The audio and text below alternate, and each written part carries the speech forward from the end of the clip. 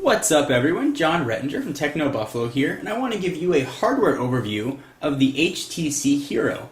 I don't generally do hardware overviews of devices, but I got a lot of requests from people who are interested about this. Since it's not released in the US, most people don't know that much about it.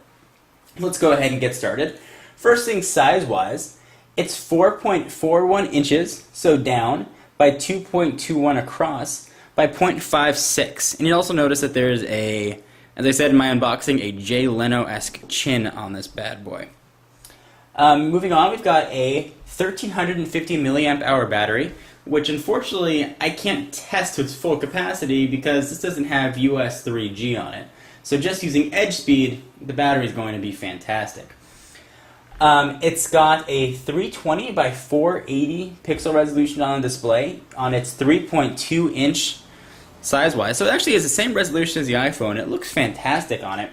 It's got a 5 megapixel autofocus camera on the back with camcorder capabilities, which is quite nice. Oh, there is no self-portrait mirror.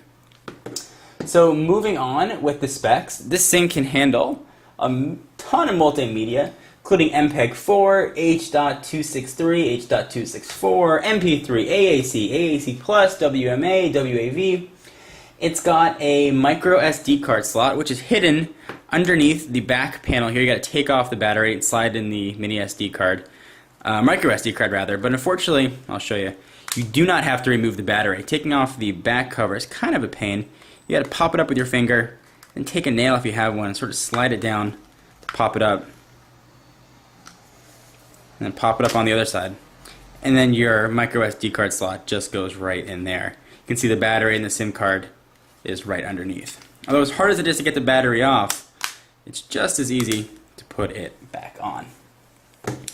So I'll keep going through some of the specs on the device. It is of course running Android. It's got the Qualcomm 528 MHz processor, the same one that you'll find in the Touch Diamond 2. It's got 288 megabytes of RAM and 512 megabytes of ROM. It's got a full HTML browser, and in a later video I'll give you a demonstration of the browser capabilities, and I'll even do a head-to-head comparison against the iPhone. This browser, however, does have full flash capabilities, meaning you can play YouTube videos right from within the browser, just like you would on a normal website, and you can access a ton of other flash content as well. As I said before, it's got mini USB, 802.11b and G, it's got Bluetooth 2.0 with stereo streaming.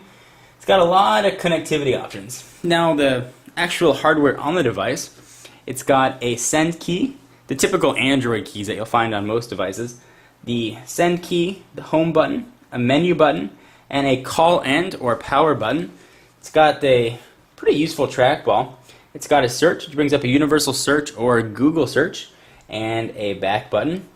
On the side, and I looked at this the first time, I actually didn't think it had a volume rocker, but if you can see it, it looks like one piece. That actually is a volume rocker up and down. Very traditional like you would find on most phones. It just doesn't look like it. It's got your speaker up front. On each side it's got two LED indicators, one for charging, one to let you know when you have new messages. So the charging is on the left, new messages will blink on the right. It's got HTC's proprietary mini USB port, but that will charge and work with any mini USB accessories, so that is actually quite nice. On the right side of the device, you've got nothing. Snap the case back on. It's got this sort of metal accents on the side. It definitely gives it a nice looking feel. And on top, you've got that coveted 3.5mm headset jack. And as I showed you on the back, it's got the 5 megapixel camera. On this, you'll notice that nowhere does it say with Google, even though this is running Google's Android operating system. So that means you get a custom build of Android right out of the box, and you get this Sense UI, which is a new skin on top of the Android operating system. And I'll do a full demonstration of the Sense UI in an upcoming video as well. So the phone overall does have a very nice feel to it. It's got just enough weight to feel substantial, but not enough to feel heavy. It's got a capacitive touchscreen, so it's the same touchscreen you'll find on the iPhone, the G1, and the BlackBerry Storm. So no stylus here, so it does feel like a solid piece of glass. And the touchscreen does seem to be very responsive. Overall, in my just day with the device, I really like the way it feels. It's got a Teflon coating on the back. Sort of feels like the soft touch that you find on some Windows mobile phones, but not quite as soft touchy.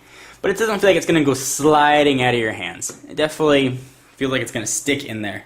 Overall, the hardware feels great and it seems to be quite responsive.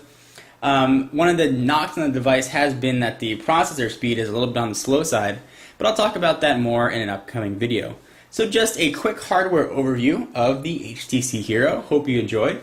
For exclusive content, be sure to follow me on Twitter, twitter.com/John4Lakers.